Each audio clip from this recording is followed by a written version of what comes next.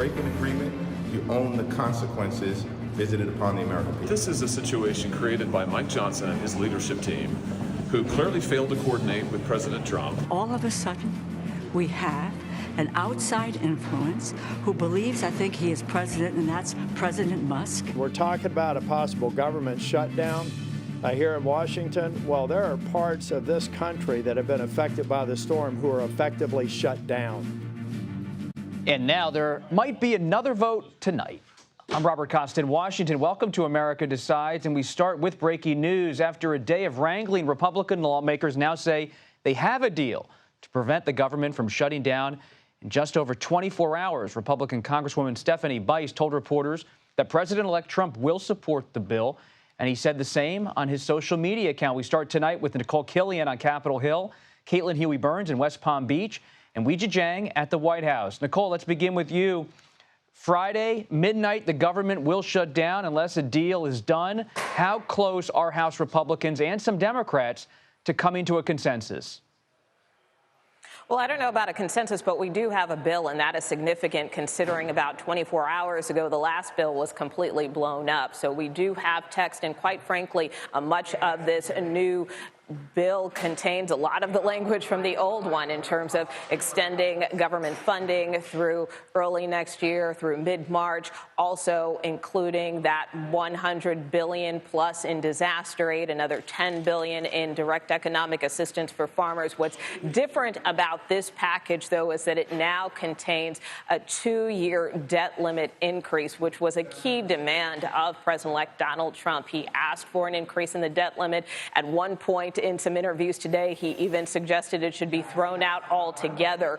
But that is really the biggest change in this package. But as you know, Bob, the debt limit isn't just one of those things you can just insert as a line item. You know, people on both sides of the aisle have very strong views. Of course, we remember the debt limit negotiations between former Speaker Kevin McCarthy and President Biden, which took weeks, if not months, to try to carefully craft an agreement. So from that standpoint, whether or not there will be acceptance on both sides of the aisle remains to be seen. A short time ago, a leader, Jeffries, poured cold water on this plan, calling it the Musk-Johnson proposal. Of course, Elon Musk has played a pretty outsized role here in terms of scuttling that original package. He's been a little quieter today, but I think on the part of many House Republicans, they are hoping they can move forward with enough votes, so much so they feel confident they could potentially move forward with a vote later tonight.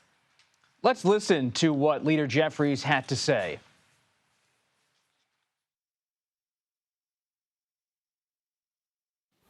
This is a moment that's not about the incoming president. It's not about millionaires and billionaires. It's about the harm that House Republicans will do to the American people if the government shuts down. Families will be hurt. Farmers will be hurt. Everyday Americans whose lives were turned upside down by extreme weather events like hurricanes and floods and wildfires will be hurt if they don't get the relief that they need and deserve. So the leader of the House Democrats, Hakeem Jeffries, is looking for disaster relief. He's looking for money for farmers across the country, and many Republicans have backed that provision and those items that were in the previous bipartisan agreement. But the interesting thing here, Caitlin Huey-Burns, is that now there is something on the table, as Nikole detailed so well, to extend the debt ceiling for 2 years. And for President-elect Trump, that's a priority. He wants those debt limit discussions off the table when he's trying to get tax legislation and border legislation done in 2025. In an interview earlier today, he told me that the debt limit should be eliminated entirely. He's not getting that with this deal, but he is getting it extended. What does that mean for a vote tonight, possibly in the House, and for everything as it moves possibly toward the Senate?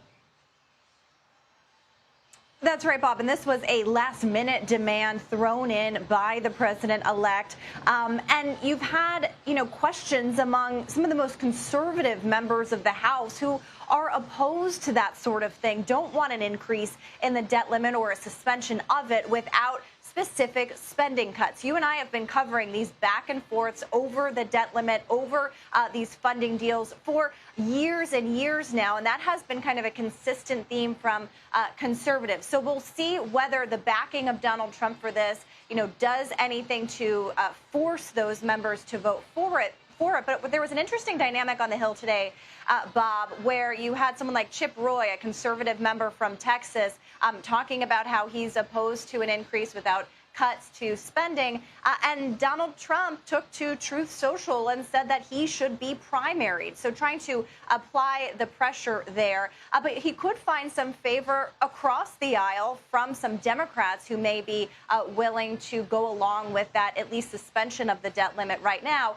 And you play that from Hakeem Jeffries, and that's an important bite to play because as much as we're talking about House Republicans and Republicans in Congress and Donald Trump, they all need at least some Democrats to support this measure. The House majority is so narrow right now, and it's also going to be even slimmer in the next Congress, even though Republicans will have control over pretty much everything. So they're still going to need Democrats to come along with whatever they propose. And our colleague, Nikole Killion, we appreciate you being with us. We know you have to go on to another assignment tonight. We will certainly talk to you soon as this reporting continues to unfold. But for the moment, let's listen to Congressman Jamie Raskin of Maryland as he assesses the situation from the Democratic side. We had many weeks of negotiation with the Republicans. We arrived at a bipartisan legislative compromise. The Senate Democrats, the Senate Republicans, the House Democrats, the House Republicans, everybody agreed. And then it was blown up by Elon Musk, who apparently has become the fourth branch of government. And that's just an intolerable way of proceeding under representative democracy. So the Democrats are going to try to figure out how we can salvage the public good out of the wreckage that has just been foisted upon it.